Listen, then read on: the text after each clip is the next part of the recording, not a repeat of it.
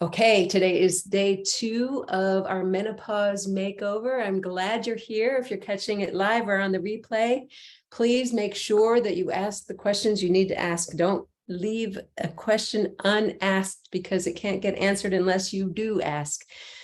Today, we're going to talk about environment. But before we do, I want you to understand that the process we're going through this week is weaving together a lot of different concepts that will play off of each other. So make sure you catch all 5 of these teachings so that you can, get the full picture. And when you do, my goal for you is to really elevate and bring your life experience to a new level. I just got this text message this morning and it brought me to tears because this is what it's all about. One of my clients that I've been working with for a while, this came through at the text and it was just so stunning. She said, I realized this morning that I've been waiting all my life for who I am right now.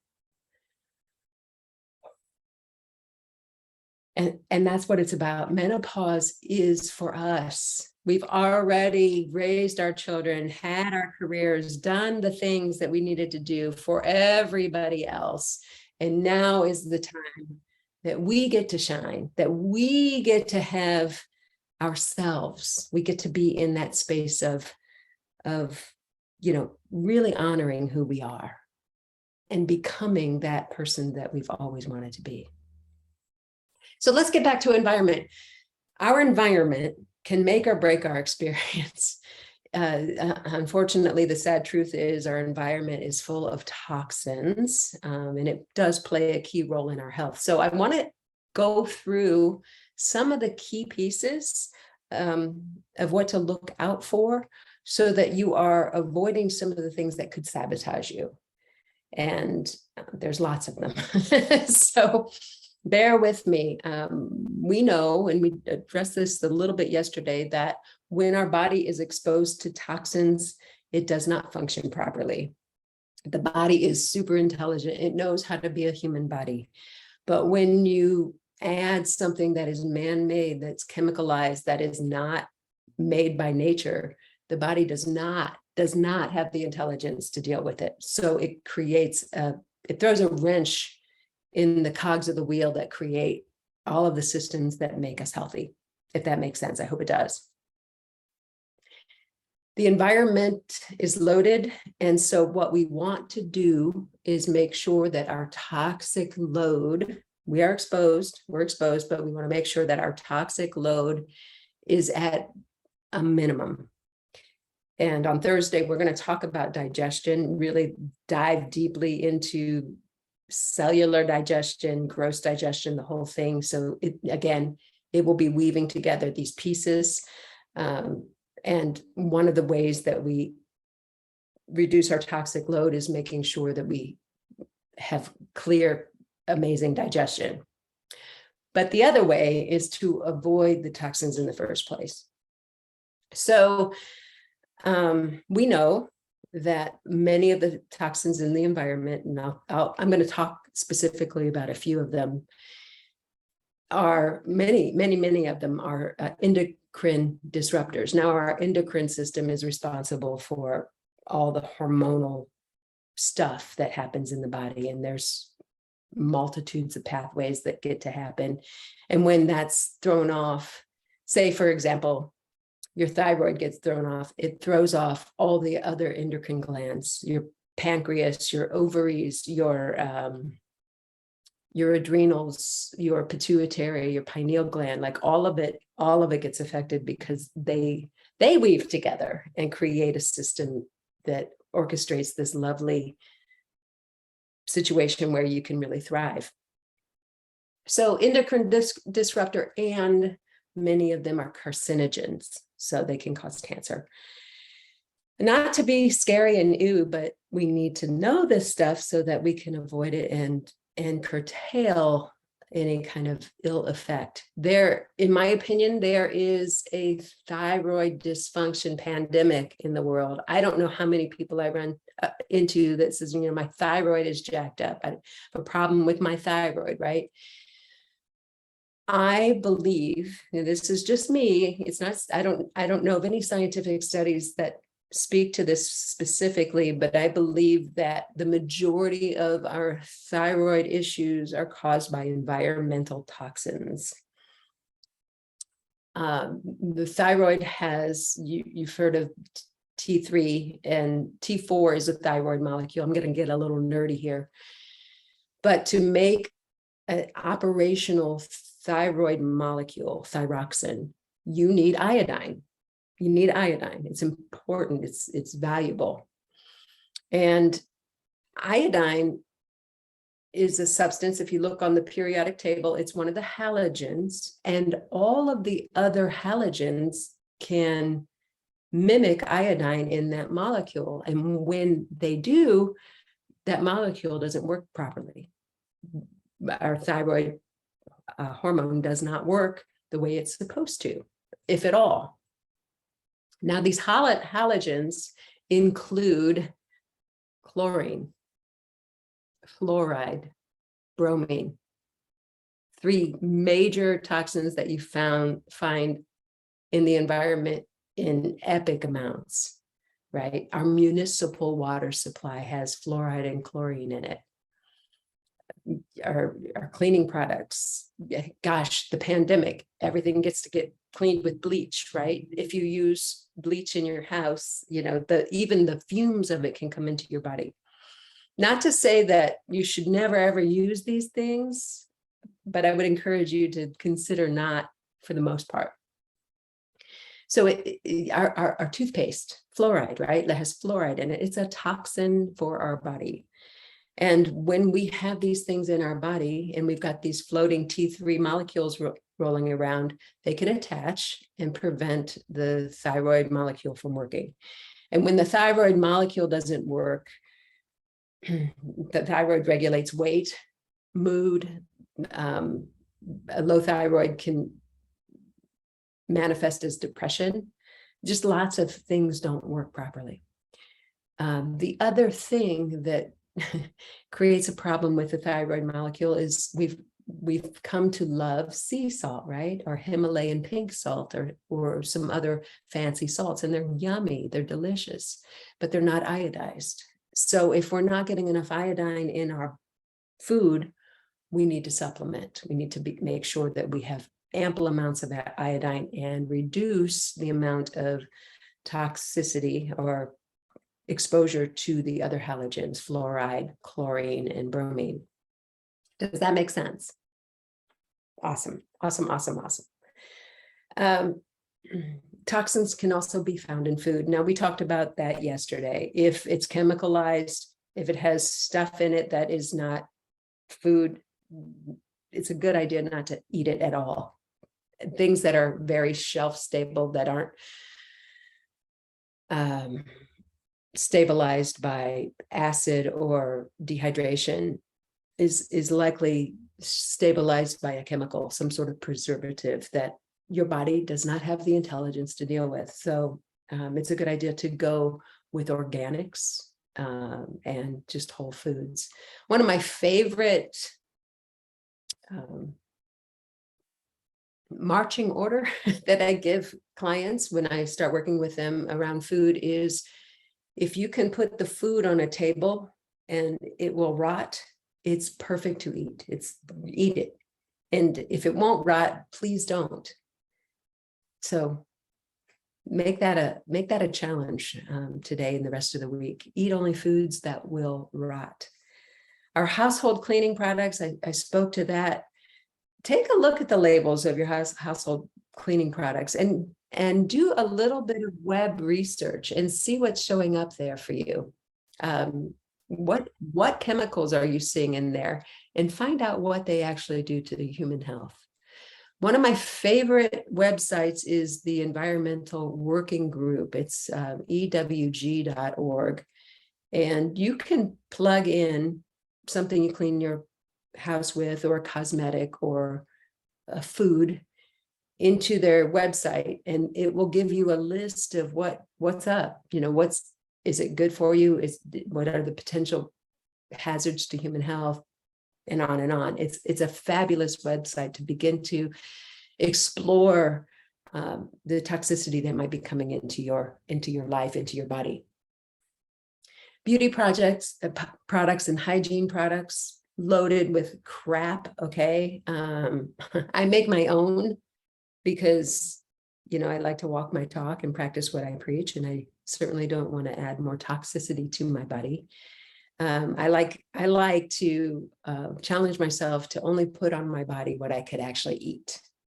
And so I make my own face serums and body care products and hair care products. I'm not putting any kind of garbage on my body. And I would encourage you to do the same. There's a Netflix, I haven't watched it, but somebody told me about it and I'll share it here. There's a Netflix documentary, and I think it's called Not So Pretty. And it goes into the cosmetic industry and the things that are actually in cosmetics. So if you're inclined, watch it. It'll probably stir you up quite a bit. Fabrics, carpet, upholstery, those have toxins in them, right? The off-gassing is very, very toxic. I had a client a few years back that had met her toxic load, and she got new carpet, and it put her over the top, and it made her very, very, very ill, to the point where she's still in a space where she can't be around anybody with any kind of fragrance or body care products on. It makes her sick. She has become that sensitive to chemicals, and to unwind that, it's going to be a process if she can at all. So what do you do about that? I'm a fan of hardwood floors and less furniture. If you come to my house, you'll see what I mean. But it off gases for quite a while, and then it's less so of a toxic problem. Your backyard can be a place for toxicity. Your gardens, your flower gardens. If you use chemical fertilizers, herbicides, you have a lawn treatment plan, those are pretty hideous chemicals that stay in your body. They're fat soluble and they store in your body. I did read a study a while back where breast tissue was evaluated in hundreds of women, and 100% of them had jet fuel in their breast tissue, right? 100%. But any fat soluble toxin is going to land in our fat tissues, and our breast is mostly fat. Our brains are mostly fat. Our neurological system is mostly fat, and it can present as a cancer or tremors or some sort of neurological issue. And so we want to avoid exposure at all costs and do stuff to make sure that we're digesting it away from our bodies. Let's see. So here are some tips, and I've already mentioned a few. We want to read our food labels. These are challenges for you. Pick up a couple of things that you're like, I don't know if this is a whole food product, and look at the label. Start to look at your food labels and begin to shift your practice around food if you have a lot of processed and packaged foods. Eat organic if at all possible. Again, I think Environmental Working Group has a list of foods that you absolutely should only eat organically, because the chemicals that they use to inhibit pests are just so hideous. I know the state of California almost lost all of their citrus crop. And so even people that have private citrus trees, the state of California comes out and sprays it, and it's with some pretty hairy chemicals. And so citrus is one of them. If you are having lemon juice or lime juice or orange or whatever, make sure you go organic for sure. But there is a list on the Environmental Working Group website. Let's see. Use safe, edible body care products. and begin to shift your cleaning products. One of the things that I got into doing, I was turned on to this by one of my clients actually, is she takes a gallon of white vinegar, stuffs it with lemons and rosemary, and lets it marinate for months. And then you decant the white vinegar off into a spray bottle, and it's a beautiful, amazing antimicrobial cleaning product. And it takes the stains out of your shower and melts away all the lime scale on the shower. And I spray it in my kitchen, on my sinks, and just let it sit for a while, and it just wipes right up. And it's not toxic, and it smells amazing. So there's lots of ways to really get a clean house without toxifying yourself. Plastics. Plastics are hideous, and we know that they're endocrine disruptors. And don't be fooled by plastics that don't have BTC or BTH in it. If you're drinking out of a plastic water bottle, I challenge you to stop. Get yourself, invest in a glass or a stainless steel water bottle and refill it with filtered water. Or if you have well water that's safe, that's better. Municipal water, you absolutely want to filter. But there's another side to this. When you filter water, you're removing all of the trace minerals out of it too. So it's pretty much dead water. It's just H2O, right? So when we're drinking tons and tons of filtered water, we're also leaching some of our essential nutrients out of our body, and we do need to replace that. And I'll put it in the thread in the Facebook group. What I do is I filter my water, and then I remineralize it with trace mineral drops, so that I make sure that I don't have a nutrient deficiency on that level. Trace minerals are essential for most of our biological processes. And so it's a process to shift the way you drink water. Hydration is amazingly important for vitality and health. And if we hydrate without mineralizing our water, we are leaching some of the most vital nutrients out of our body. So trace mineral drops. Does anybody have any questions? Let's see.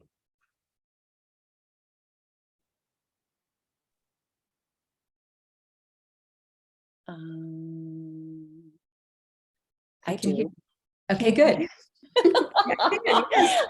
I was just typing as fast as I could. You just mentioned, Kat, adding trace minerals into our water after we filter it. And how do we know? And will you clarify that more, or put it on somewhere where we know, like, how to do that or what way to do that? Yeah, I should have brought my little bottle of trace mineral drops to show you. The directions are on the package. Okay. So I think the dose per day is 20 drops. I mean, they're trace minerals. You don't need much, but you need them. And so I'll shoot a picture of it and put it on the Facebook group, and you'll have it. All right. Excellent. Thank you. And if you do a search, if you're going to buy them online, it's ionic trace minerals is what you want. Ionic Trace minerals. Okay. And you said, like, follow the directions on the box. Yep. What I do, I mean, those of you who have spent any time with me, whether in a cooking environment or whatever, I'm not a measurer. I'm just like, that's good. So yeah, you definitely at first want to make sure that you're doing that. That's a great question. Thank you. Yeah, you're saying that the municipal water, like city water, is not good to drink? It is,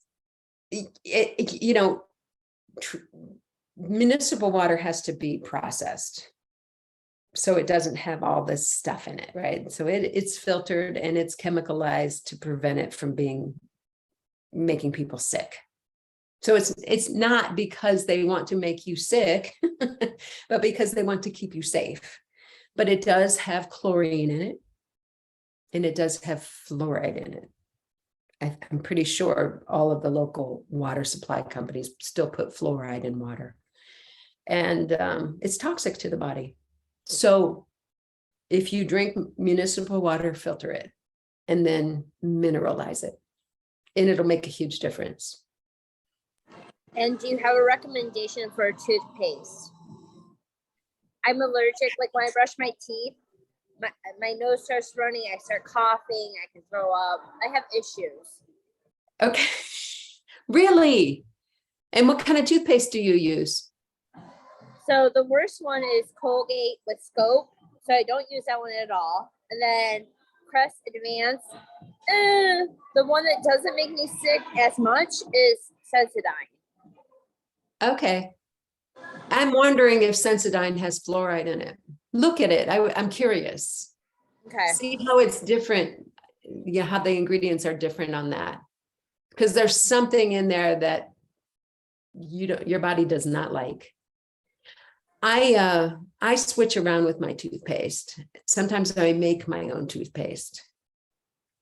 So Do you make it just with baking soda? I use a combination, and I don't know the recipe off the top of my head, but it has walnut hull extract in it and coconut oil. And there's another, I don't recall, but I can put that on the Facebook group. I've got the recipe tucked away somewhere, and I'll pull it up and share it out. But it cleans the teeth pretty well. You know, they feel really good when I'm finished with it. Do you take coconut oil and swish it for 30 seconds ever? 10 to 15 minutes. Oh, for the love of heaven. Are you serious? Yes. Yes. Cleaning your mouth. We're going to get into daily routine tomorrow, right? This all weaves together again. Like, I know, drop the mic. You're so funny. Yes, we, Much. Are you using a full tablespoon, or are you using like, how much are you doing? Because I can't handle that much because I'll gag, right? So like a half teaspoon works for me. Swish, swish, swish, swish, swish. The more you swish, the more you pull. The mouth is full of ickies.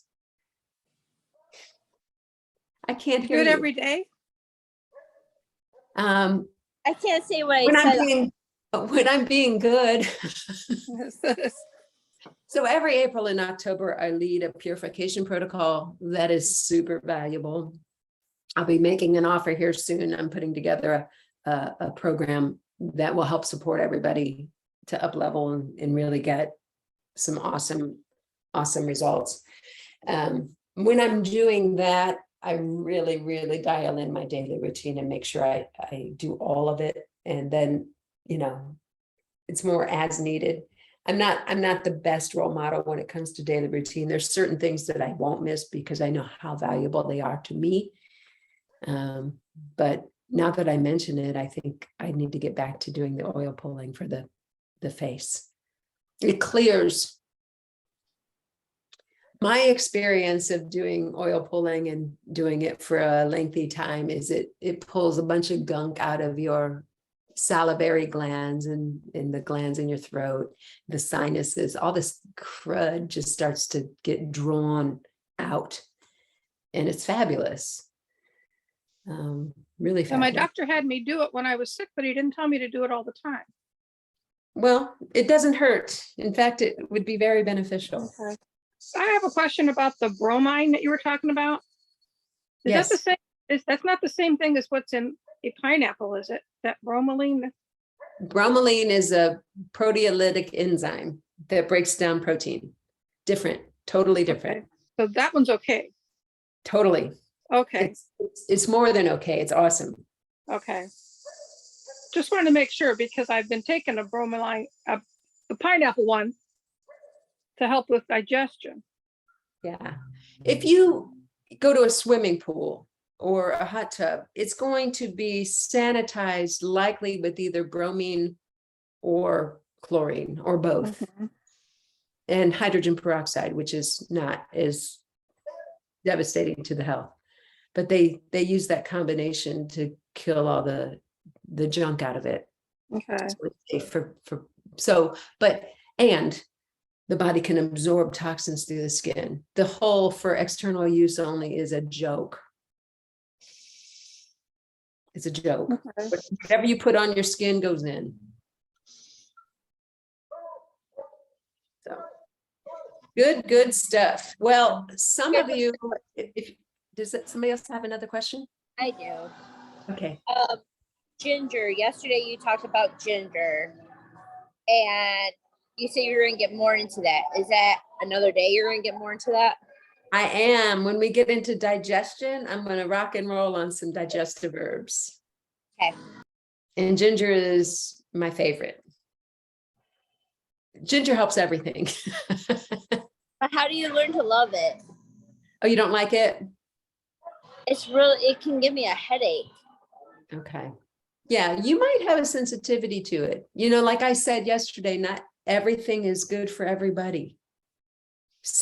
For example, when I, talking about herbs, I run into people that the herbs have the opposite effect on them. So it's case by case. And so if ginger gives you a headache, it might not be the herb for you, but there's other ones that will work. Yes. All right. Some of you are going, you know what? I feel like I need support. Obviously we can't get into the nitty gritty and down deep. It would take years. It took me 35 years to bring all this together, and I'm still learning, right? And so if you know in your heart of hearts right now that you need support, reach out to me and schedule a one-on-one session so that we can figure out if I can support you. For the rest of the week, I am doing a 20% off of my package. And so now would be a good time to do that. Otherwise, we will convene tomorrow and keep moving through this process. If you have any questions on the replay, put it in the notes, make sure you tag me so that I see it and I can answer them. Anyway, thank you very much for showing up, and I'll see you tomorrow. Thank you, Kat. Thank you. Bye. Bye-bye. Thank you.